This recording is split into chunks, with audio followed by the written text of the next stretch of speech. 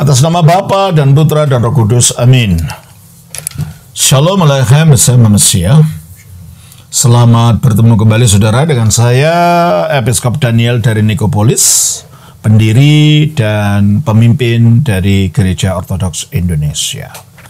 Kita akan melanjutkan acara kita, yaitu menjawab pertanyaan-pertanyaan yang saudara sudah kirim kepada saya. Kali ini masih menjawab pertanyaan Pak Freddy yang 3 pertanyaan sebelumnya sudah saya jawab ya. Dalam pertanyaan ini Pak Freddy mengutip Kejadian 1 ayat 26. Tolong bacakan. Berfirmanlah Allah, baiklah kita menjadikan manusia menurut gambar dan rupa kita, supaya mereka berkuasa atas ikan-ikan di laut dan burung-burung di udara. Terima kasih.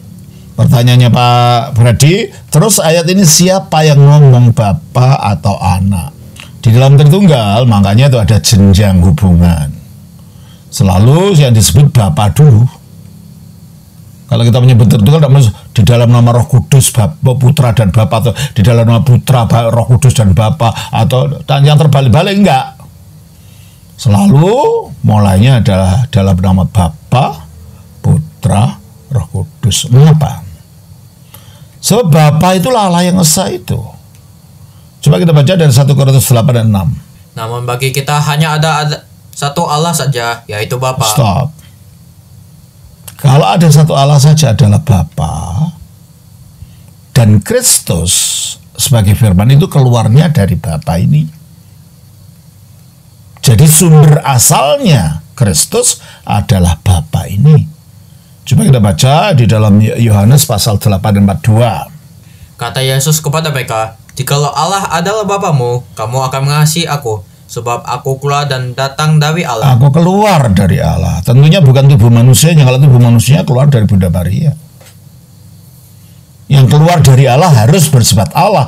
Berarti kalau begitu, yang keluar dari Allah ini adalah wujud keilahiannya sebagai firman.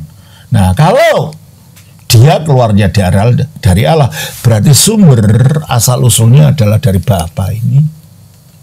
Oleh karena itu dikatakan di dalam 1 Korintus 11 ayat 3. Tetapi aku mau supaya kamu mengetahui hal ini, yaitu kepala dari tiap-tiap kaki laki-laki ialah Kristus, kepala dari perempuan ialah laki-laki, dan kepala dari Kristus ialah Allah. Allah disebut kepala dari Kristus karena daripadanya lah Kristus datang dan keluar.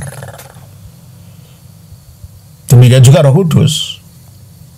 Roh Kudus juga keluarnya dari Allah ini, dari Bapa yang satu ini. Kita baca dari Yohanes pasal 15 ayat 26. Jikalau penghibur yang akan kuutus dari Bapa datang, yaitu roh kebenaran yang keluar dari Bapa. Nah, roh kebenaran keluar dari Bapa. Berarti kalau gitu sumber asalnya roh Kudus ini juga dari Bapa. Berarti kalau begitu yang menjadi sumber, yang menjadi kalau dikatakan sebagai subjek utama di dalam Tritunggal adalah Bapa ini. Nah, jika begitulah halnya di dalam Yohanes Kejadian 1 ayat 26 yang mengatakan baiklah kita menjadikan manusia, tentunya ini Bapa yang berbicara kepada 2 hipostasis yang keluar dan berada dalam dirinya itu, yaitu Anak dan Roh Kudus atau Firman dan Rohnya.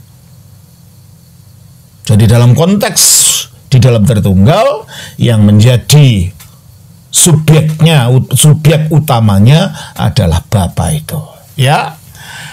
Baik, saya kira itu yang dapat saya terangkan Pak Freddy. Tuhan memberkati. Shalom. Sama Bapa dan Putra dan Roh Kudus. Amin.